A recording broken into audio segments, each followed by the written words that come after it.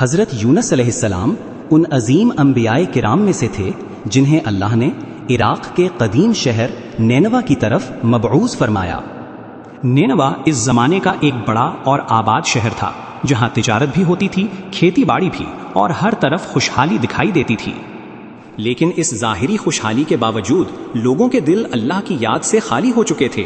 وہ پتھر اور لکڑی سے بنائے ہوئے بتوں کے سامنے جھکتے، ان سے اپنی حاجات مانگتے اور یہی سمجھتے تھے کہ ان کے معبود انہیں نفع اور نقصان پہنچا سکتے ہیں۔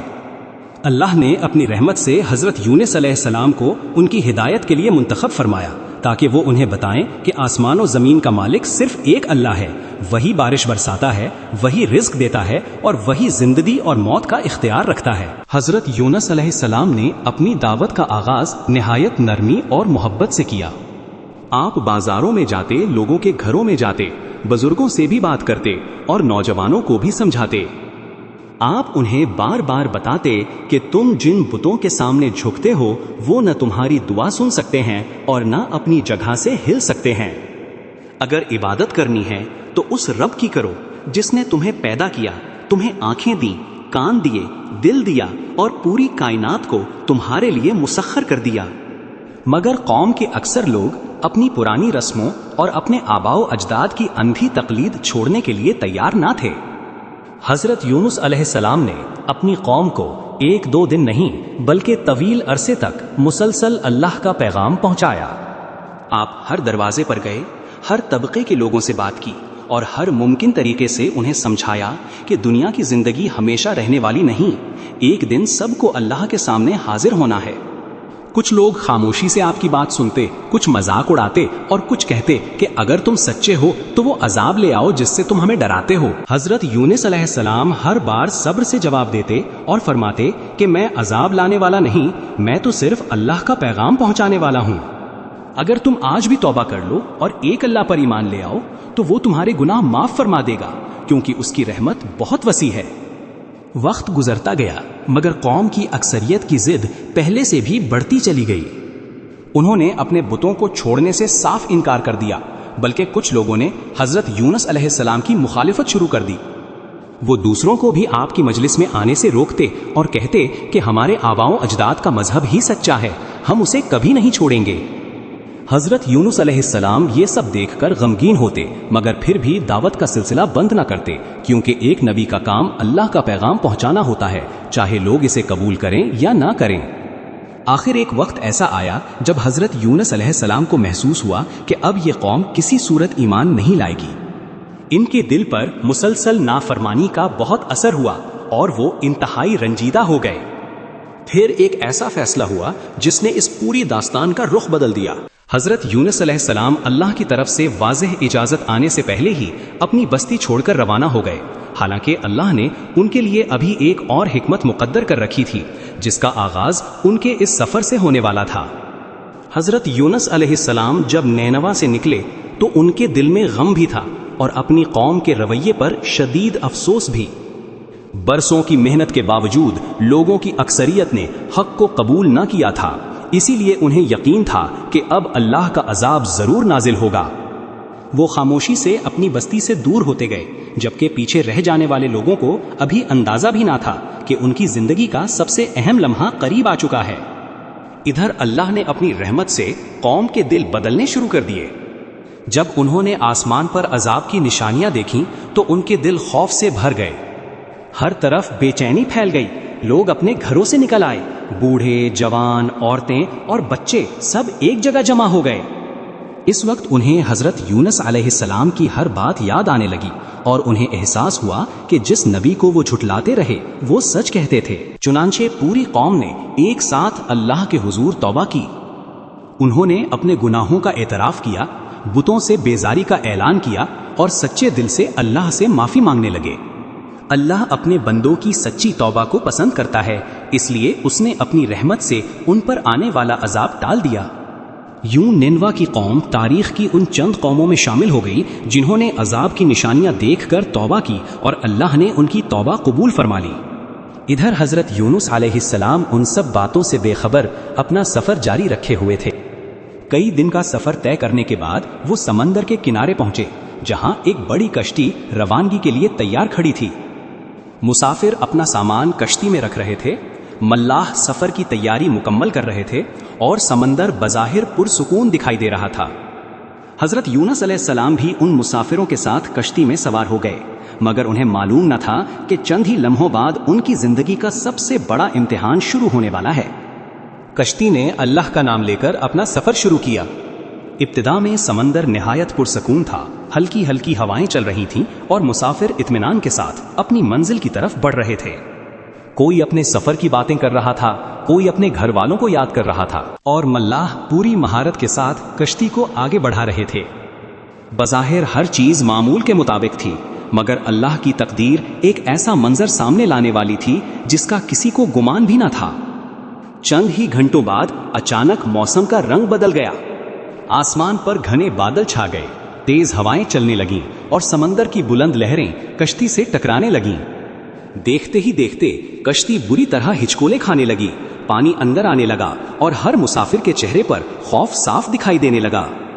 ملاح پوری کوشش کر رہے تھے کہ کشتی کو سنبھال لیں، مگر طوفان ہر گزرتے لمحے کے ساتھ مزید شدید ہوتا جا رہا تھا۔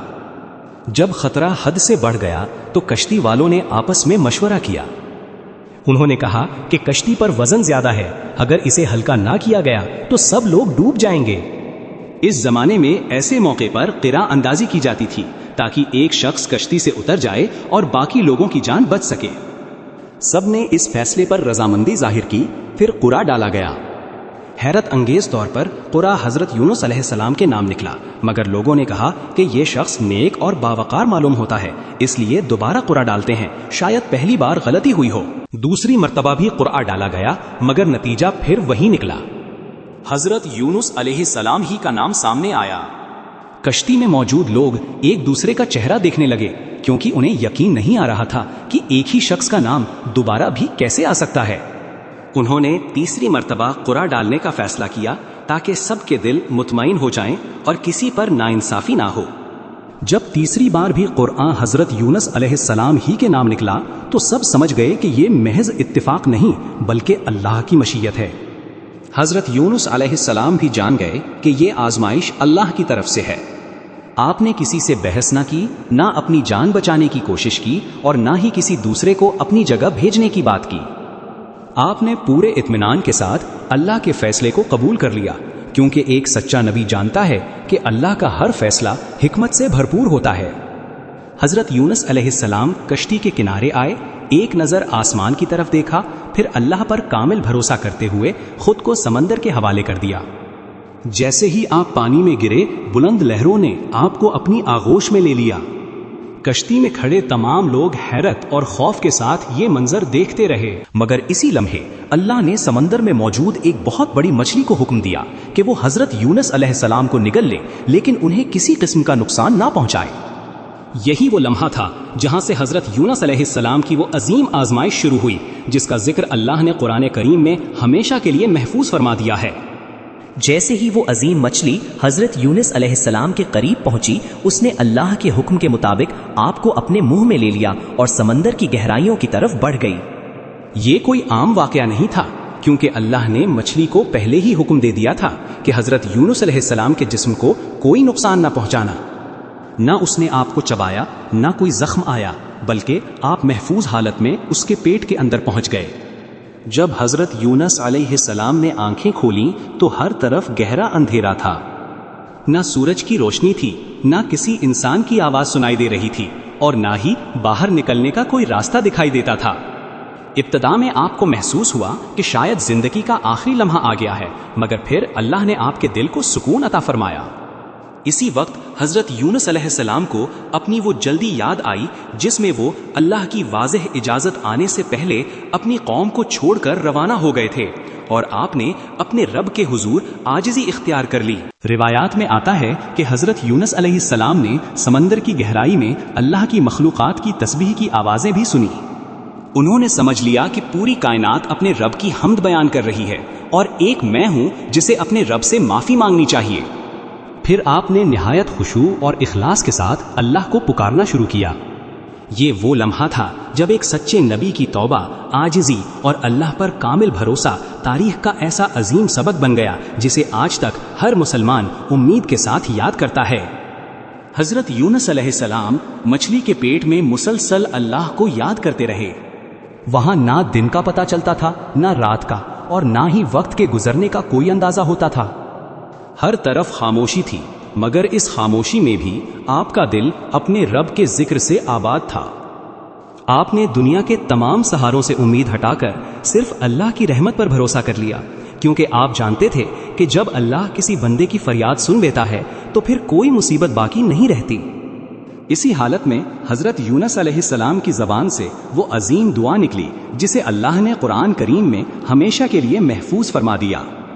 لا الہ الا انت سبحانک انی کنت من الظالمین۔ اس مختصر مگر عظیم دعا میں توحید بھی تھی، اللہ کی پاکی کا اقرار بھی تھا، اور اپنی غلطی کا اعتراف بھی۔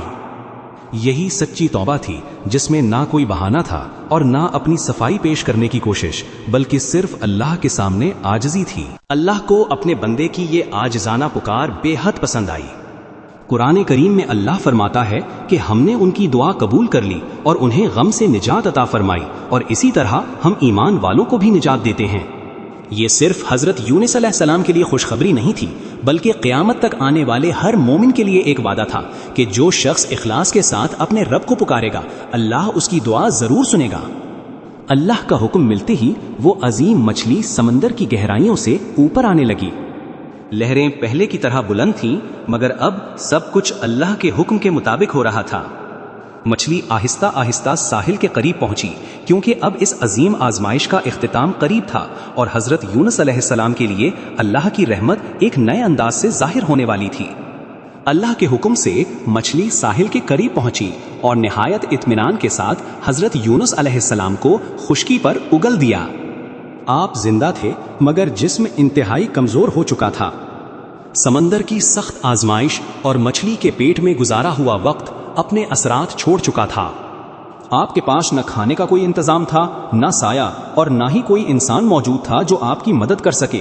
مگر جس رب نے آپ کو سمندر کی گہرائیوں سے نکالا تھا، وہ آپ کو اس حالت میں تنہا چھوڑنے والا بھی نہیں تھا۔ اللہ نے اپنی رحمت سے اسی مقام پر کدو کی ایک بیل اگا دی۔